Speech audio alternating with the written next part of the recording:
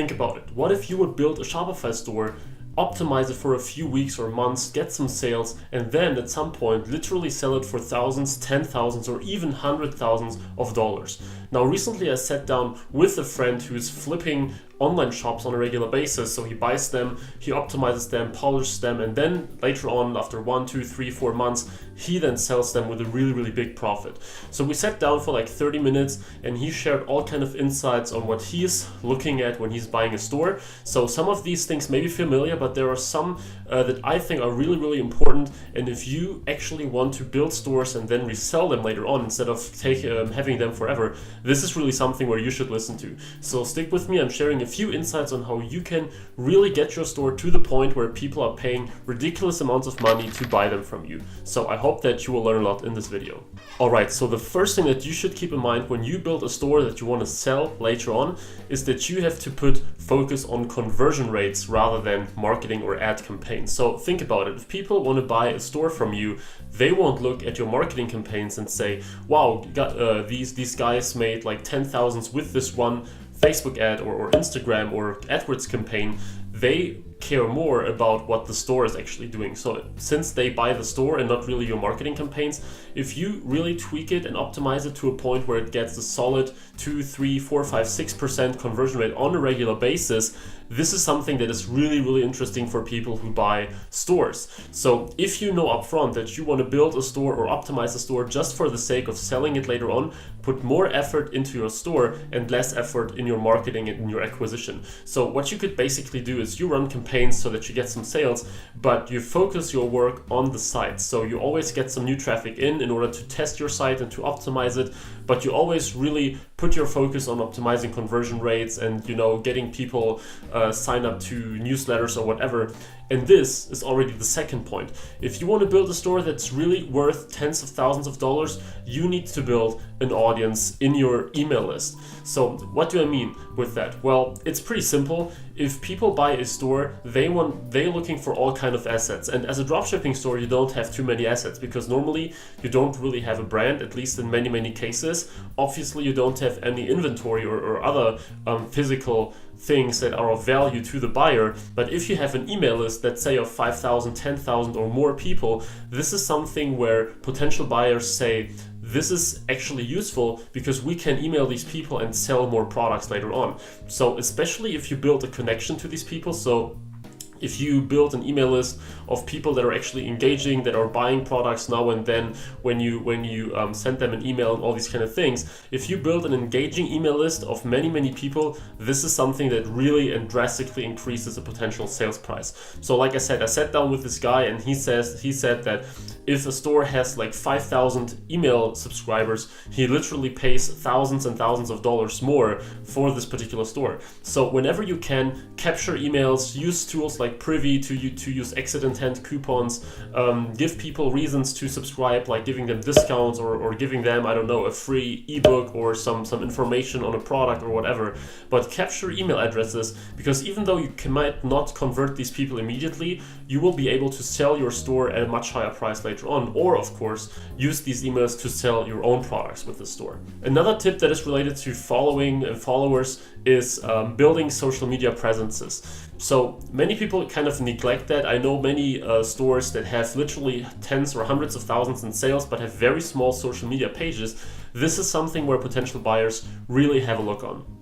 So if you have an Instagram page with like 40,000 active subscribers and people can see that your pictures are engaging and that many people like and commented and all these things, your store is worth much, much more. So like I said, if you want to build a store to sell it later on, but also if you want to build a store for yourself, I recommend that you really get active when it comes to Instagram marketing. Now, Facebook is a different story. The organic reach and the organic engagement there is really, really low. So I do not necessarily recommend to do it on Facebook, but Instagram is still pretty good. So even though the engagement rates and stuff like that is less than it was some months ago, you can still build a really, really good page, especially if you have a niche store. So if you have a store about fitness or beauty, cosmetics, hiking or whatever, you can post daily pictures, daily photos, and if you put some effort in building a cool photo and making the image look good and all these things, you can really build a following on Instagram. And this is something where potential buyers really keep an eye on. So if you manage to get these 10,000, 20,000, or maybe even 100,000 people at some point in time,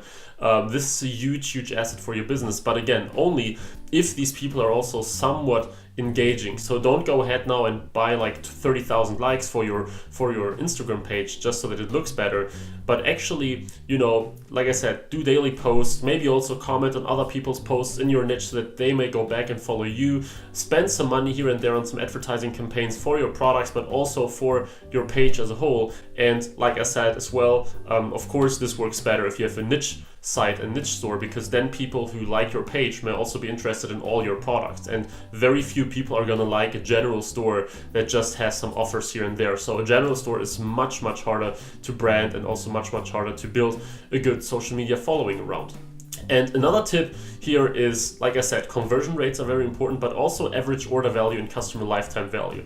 If a potential buyer sees that your store gets that the customer lifetime value of your store is pretty high, and that people normally check out with pretty high average order values, this means that your store is automatically much more valuable. So buyers don't want to buy your store only so that they then have to acquire all the customers by themselves. If you have some customers in your list that are going to buy something again because you maximize this customer lifetime value, this is something where investors come up and they really go crazy about it, as this guy told me, and they really want to buy these stores. So if you can prove them, hey guys, I have some customers who bought multiple times, and these are my average order values, and in combination with a solid conversion rate and all these things, this is really something where investors say, okay, if we invest our money in this, we can really make it back, because these guys sell a lot of products, they repeatedly sell products, and they have these high conversion rates. So all these things together lead to a very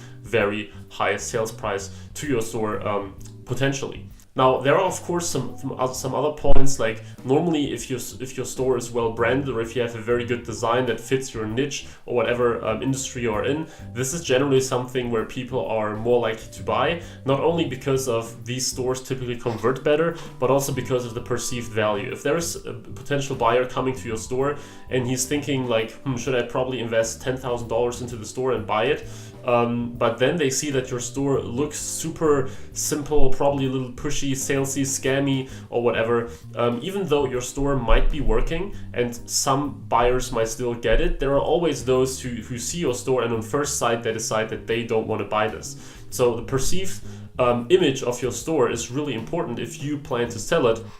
So if you, like I said, go with it, if you build a store for the sake of selling it, or even let's say you have a store already and you plan to sell it because you want to try a different thing, or you need some capital or whatever, I would recommend that you spend like 1 week or so or something like that to really polish the whole store so that it looks better, that it is more serious, that people really believe that this is actually a good store on its way to a brand. So my advice here is, if you plan to sell a store, make sure that you spend that time, effort, and probably also money on things like a paid theme, or maybe working with a cheap designer for a few days so that he can polish the most important things. Of course, have a look that you have a good logo so that people can possibly recognize the store. All these things are super important in order to really evoke that feeling in the potential buyer that your store is worth more than many of these average dropshipping stores. Because this is the whole point of the story. Your store is a dropshipping store,